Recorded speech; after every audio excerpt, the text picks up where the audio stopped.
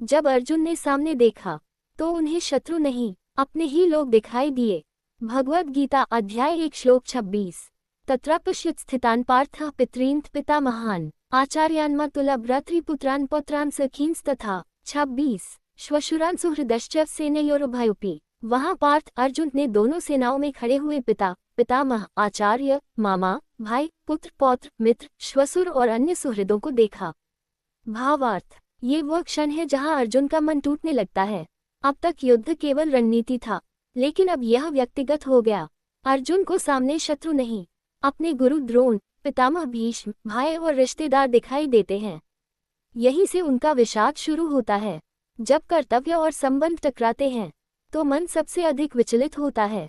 ये श्लोक केवल युद्ध का दृश्य नहीं, बल्कि मानव हृदय की गहराई का चित्र है। जीवन से जुड़ा उदाहरण। मान लीजिए आपको अपने ही परिवार के किसी सदस्य के विरुद्ध सत्य के पक्ष में खड़ा होना पड़े, या ऑफिस में आपका करीबी मित्र गलत काम कर रहा हो। उस समय निर्णय सबसे कठिन होता है।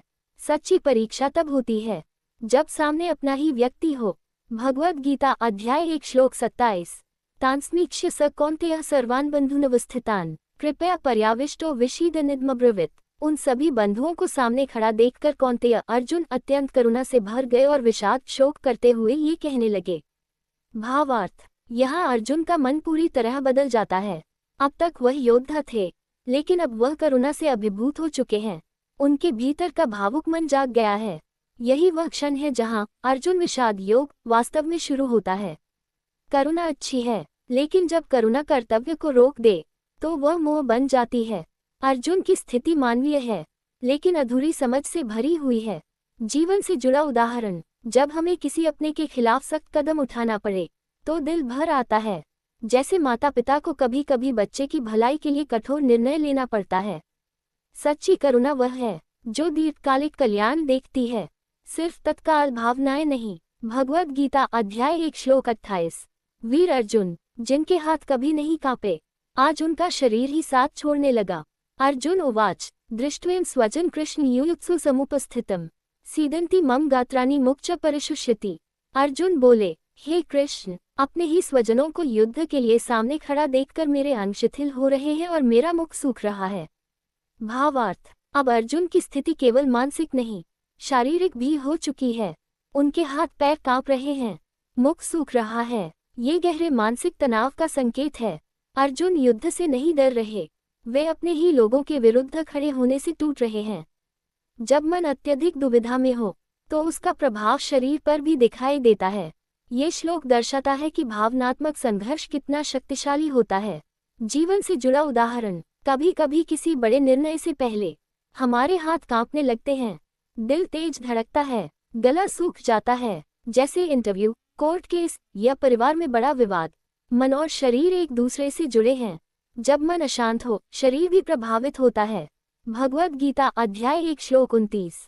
विपतुश्च शरीरे में रोमहर्षश्च जायते गांडीव स्रंस्ते हस्तात्वक च परिदह्यते। 29। मेरा शरीर कांप रहा है, रोमांच हो रहा है।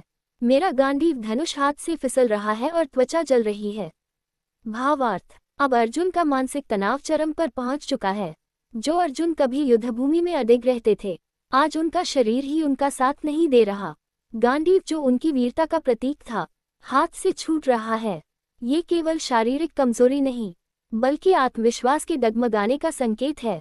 जब मन भ्रमित हो जाता है तो शक्ति होते हुए भी व्यक्ति स्वयं को असहाय महसूस करता है। ये श्लोक दिखाता है कि महान से महान योद्धा भी भावनात्मक संघर्ष से अछूते नहीं हैं। जीवन से जुड़ा उदाहरण। कभी कभी किसी बड़े संकट में हमें ऐसा लगता है कि हम सक्षम होते हुए भी कुछ कर नहीं पा रहे। जैसे परीक्षा में सब पढ़ा हो, लेकिन डर के कारण दिमाग खाली हो जाए। आत्मविश्वास भीतर से आता है। यदि मन स्थिर न हो तो बाहरी ताकत भी काम नहीं करती। भगवद गीता अध्याय 1 श्लोक 30। न च शक्नोम्यवस्थातुं भ्रमतीव च मे मनः निमित्तानि च पश्यामि विपरीतानि केशव। मैं खड़ा भी नहीं रह पा रहा हूँ, मेरा मन चक्कर खा रहा है। हे केशव, मुझे चारों ओर अशुभ संकेत दिखाई दे रहे हैं। भावार्थ, अब अर्जुन की मानसिक स्थिति अत्यंत विचलित हो चुकी है। उनका मन स्थिर नहीं है, वह भ्रमित हो रहा है। जब मन अशांत होता है तो व्यक्ति हर चीज में नकारात्मक संकेत देखने लगता है। ये वही अवस्था है जहाँ भय और कल्पना वास्तविकता से बड़ी हो जाती है। जब मन पर मोह और डर हावी हो जाए तो विवेक काम करना बंद कर देता है। यह अर्जुन के विषाद का चरम बिंदु है। जीवन से जुड़ा उदाहरण। कभी कभी तनाव के समय हमें हर परिस्थिति खराब लगने लगती है। छोटी समस्या भी बड़ी दिखाई देती है, जैसे परीक्षा से पहले या किसी संकट में। हम सोचने लगते हैं सब गलत हो जाएगा। मन की स्थिरता ही सही निर्णय की कुंजी है। यदि आप संपूर्ण भगवद गीता को क्रमबद्ध और विस्तार से सुनना चाहते हैं तो चैनल को अभी सब्सक्राइब करें, और यदि आपने पिछले श्लोक अभी तक नहीं सुने हैं तो डिस्क्रिप्शन में दिए गए लिंक से वह वीडियो अवश्य देखें, ताकि आप इस दिव्य ज्ञान को शुरू से सही क्रम में समझ सकें। जय श्री कृष्ण। भगवद गीता सुनने के लिए चैनल सब्सक्राइब करें। जय श्री कृष्णा।